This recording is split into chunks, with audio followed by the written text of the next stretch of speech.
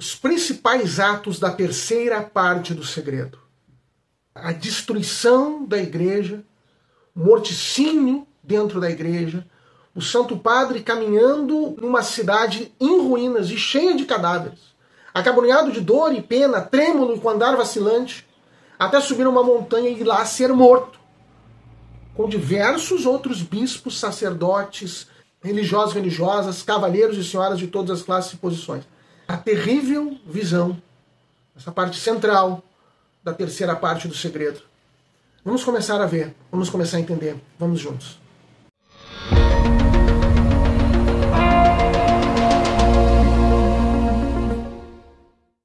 Olá, paz de Jesus, que bênção, estamos novamente juntos, Deus abençoe a todos. Meu nome é Manuel Guimarães, da comunidade Paz e Mel, e nós estamos juntos novamente para conhecer os mistérios e conhecer a urgência da mensagem de Fátima, que nos desnuda a nossa realidade atual e mostra-nos o que fazer. A Nossa Senhora pede, ela tem os seus pedidos, que são os verdadeiros remédios para o que nós precisamos, para as necessidades do nosso tempo.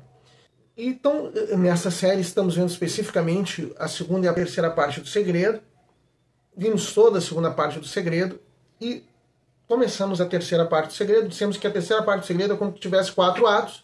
O primeiro e o último mais curtos e de uma explicação mais curta, de um conteúdo mais puramente espiritual. E a segunda e a terceira partes um pouco mais longas, que apresentam realidades espirituais, mas também materiais. E que tem uma inversão na sua narrativa. Na verdade, mais ou menos uma inversão, porque o que seria o segundo, na verdade ele começa narrando o terceiro ato, narra o segundo e volta para o terceiro.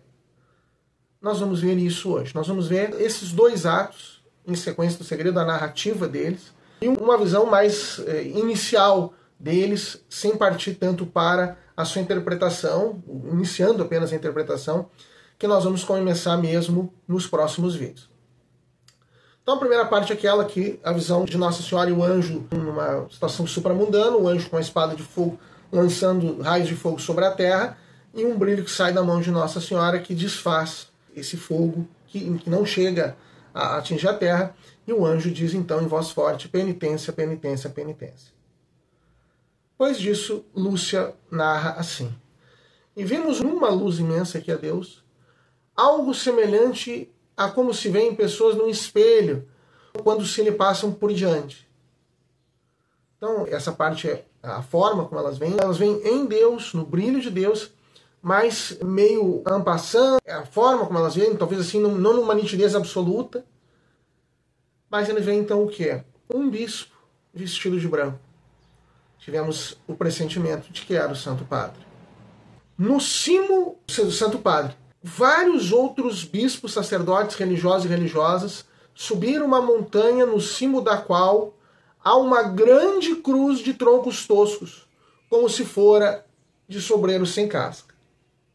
Então, eles veem o Papa, depois ele vai dizer mais claramente o Papa, subindo numa montanha.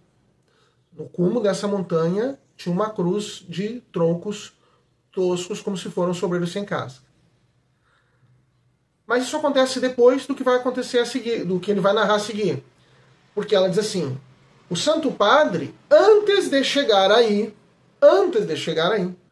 atravessou uma grande cidade meia em ruínas e meio trêmulo, com andar vacilante, acabrunhado de dor e pena, ia orando pelas almas dos cadáveres que encontrava no caminho.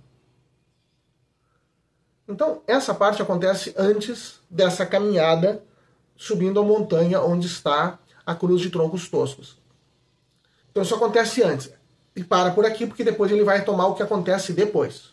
Então, nesse segundo ato, então, é o Santo Padre atravessando uma cidade meia em ruínas, meio trêmulo, com andar vacilante, acabrunhado de dor e pena, e orando pelas almas dos cadáveres que encontra pelo caminho. Então, é uma situação em que havia muitos cadáveres. Diversos cadáveres. E o Papa estava sofrendo muito nessa passagem. Estava acabrunhado de dor e pena. E ele estava fragilizado. É um Papa que está fragilizado. ele passa por essa cidade, e a cidade está em ruínas, e ele está com andar vacilante, frágil, talvez não por uma fragilidade absolutamente física, mas por uma fragilidade emocional que se refletia nesse andar vacilante, nesse tremor. Então o Santo Padre nessa situação, angustiada, acabrunhada de dor e pena, passando por uma cidade que está em ruínas e cheia de cadáveres. Para continuar a narrativa, agora retomando o que acontece. Depois disso, então, o Papa vai subindo com vários sacerdotes religiosos numa montanha escabrosa. Ele vai dizer o que vai acontecer depois que ele subir, né, onde tinha a cruz de troncos toscos lá em cima. Chegado ao cimo do monte, prostrado de joelhos aos pés da grande cruz, foi morto por um grupo de soldados que lhe dispararam vários tiros e setas. E assim mesmo foram morrendo uns atrás outros, bispos, sacerdotes, religiosos e religiosas, várias pessoas seculares, cavalheiros e senhoras de várias classes e posições. Depois ele vai continuar, aí que já é o quarto ato, que é também espiritual, nós não vamos entrar nele agora. O segundo e o terceiro ato se compõem disso que nós lemos hoje. Então, a conclusão desse terceiro ato é o Papa chegando lá em cima. Então, o segundo ato, o Papa está passando por uma cidade deserta, toda destruída, cheia de cadáveres, em ruína e cheia de cadáveres. Aí ele passa a subir uma montanha, nessa subida da montanha ele está acompanhado por vários sacerdotes, bispos e tal.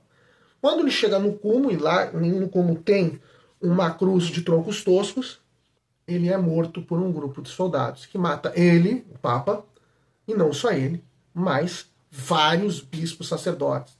É uma visão desoladora. Bem, a imagem é essa, a imagem é clara. A primeira colocação que precisa ser feita é aquilo que nós havíamos dito da relação entre a segunda e a terceira parte do segredo. A segunda parte do segredo é uma narração em que Nossa Senhora diz que é condicional, é sempre condicional, e por isso todas as profecias de Deus são condicionais. A segunda parte do segredo é condicional. E essa terceira parte, nós vamos interpretá-la também como condicional, como não é uma coisa que necessariamente tudo vai acontecer. Que a Nossa Senhora diz expressamente na segunda parte, se não deixarem de pecar. E depois ela vai dizendo, em outro momento, se não atenderem aos meus pedidos. Então, se não deixarem de pecar, e se não atenderem os pedidos de conversão, de oração, tal, e depois a devoção dos 5 sábados e a consagração da Rússia, vão acontecer 2 fatos muito graves. A Guerra Pior, que veio a Segunda Guerra Mundial, e espalhar-se dos erros da Rússia. Nós estudamos longamente sobre isso. E nas consequências desses 2 fatos, especialmente do espalhar-se dos erros da Rússia, de outras consequências terríveis. Guerras, fome, perseguições à Igreja e ao Santo Padre, sofrimento do Santo Padre, os bons serão martirizados e nações serão aniquiladas. Veja, é o que nós tínhamos dito, é que essa terceira parte do segredo, e que a irmã Lúcia também havia dito, de que a terceira parte do segredo, ela se refere ao que a segunda parte do segredo previu. Mas nós tínhamos antecipado que ela é similar à segunda parte do segredo, só que ela vai pegar o reflexo sobre a Igreja daquilo que a segunda parte do segredo conta. Esses 2 atos, eles não são a guerra, uma visão de uma guerra. Elas não são a visão da fome, mas elas são a visão das perseguições da Igreja ao Santo Padre, ao sofrimento do Santo Padre, evidentemente, né? Todo acabrunhado de dor e pena, passando, sofrendo, até a morte depois. Né? Aquela subida difícil até o cume do monte, e depois da sua morte. E a Igreja, claro, a Igreja sendo perseguida, o martírio dos bons. O Papa morre na visão, e não só o Papa, mas diversos bispos, sacerdotes, cavalheiros, religiosos e religiosas, cavalheiros e senhoras de várias classes e posições, os bons são martirizados. E se está relacionado com a segunda parte do segredo, é relacionada a toda aquela situação da Guerra Pior, do espalhar-se dos erros da Rússia. Nós vimos o quão amplos são os erros da Rússia e quão diversos são os erros da Rússia que se espalharam pelo mundo. Inclusive todo o relativismo moral, não só então, a onipotência do Estado, principalmente sob o comunismo, mas também todo o relativismo moral e religioso, indiferentismo religioso do Ocidente, diversas guerras, martírio efetivamente, né, perseguições islâmicas e de comunistas. Essa imagem, dada em 1917, já, portanto, foi 13 de julho, então há quase 108 anos atrás, antevindo tudo isso. Que aconteceu, que acontece, nós já vimos acontecer. Então, vimos acontecer, nós não vimos essa cena do Papa. O que seria o segundo ato, que é o Papa sofrendo terrivelmente, passando por uma cidade em ruínas, toda acabrunhada de dor e pena, há uma cena do Papa Francisco que se encaixa muito com essa parte. Nós vamos ver, não hoje. Mas o que seria o terceiro ato, que é a subida do Papa ao monte e a sua morte no cume, com a morte de diversos bispos, sacerdotes, religiosos, cavalheiros e senhoras de todas as classes. Isso nós não vimos assim. Certamente há muitos mártires cristãos, certamente há, inclusive, bispos, sacerdotes e cristãos em geral, sendo martirizados no nosso tempo, ano a ano, quase que dia a dia, né? Então, nós poderíamos antever um cumprimento já dessa cena, mas ela exatamente assim não aconteceu. Pode ser que nunca venha a acontecer, porque as profecias são condicionais. Pode ser que nós passemos a atender os pedidos de Nossa Senhora, de Deus através de Nossa Senhora, e algumas dessas coisas não aconteçam. Esperamos isso, né? Que nós sejamos um pouquinho fiéis, mas certamente essa situação geral ela já está aí na nossa frente, e em grande medida nós podemos dizer que isso já está acontecendo. No passo seguinte, é preciso dizer que esta cidade em ruínas, cheia de cadáveres, porque passa o Santo Padre no segundo ato dessa terceira parte do segredo, nós temos que... Não há como excluir da interpretação, nós temos que colocar uma chave de interpretação, que esta cidade é a igreja. A igreja é esta cidade em ruínas, cheia de cadáveres, porque vai passando o Papa caminhando todo acabrunhado de dor e pena. Trêmulo, de que fala ali. Trêmulo, com andar vacilante, acabrunhado de dor e pena. E o Papa ia orando pelas almas dos cadáveres que ele encontrava. Se nós formos orar... O Papa Bento XVI, que não era Papa quando da revelação do segredo, era o cardeal Joseph Ratzinger.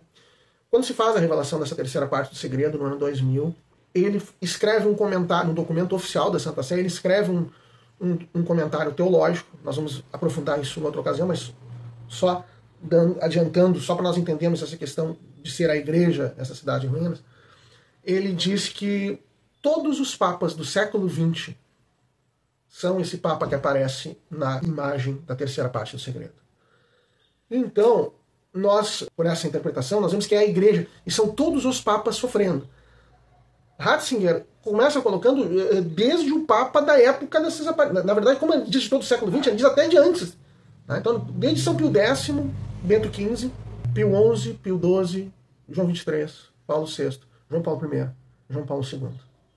Se invadisse o século XXI, a ele mesmo, Bento XVI, Ratzinger, Bento XVI, e depois o Papa Francisco. Mas em 2000, o último ano do século XX, ele dizia todos os papas do século XX. Como uma interpretação, ele não podia prever o futuro, ele estava dizendo só até ali. A igreja é a igreja que está meio em ruínas, toda destruída e cheia de cadáveres. E de fato, ao longo do século XX, nós vimos uma decadência, um sofrimento, uma grande queda da Igreja Católica. Não só, nem principalmente pela diminuição de número de fiéis, mas pela perda dentro dela de muitos valores fundamentais. O próprio cardeal Ratzinger, e depois o Papa Bento XVI, vai falar de muitos desses aspectos, e é isso que nós vamos começar a estudar a partir do próximo vídeo. Então, o que nós vemos, esses disparos e setas que são sobre, depois, no terceiro ato ali, sobre o Papa, sobre os bispos, sacerdotes, religiosos, cavalheiros e senhoras de todas as classes e posições, é a igreja sendo atingida, é a igreja sendo baleada, é a igreja sendo vilipendiada, é a igreja sendo alvejada e ficando nesse estado tão deplorável. Martírio de bom, sofrimento do Santo Padre, perseguições à igreja e ao Papa.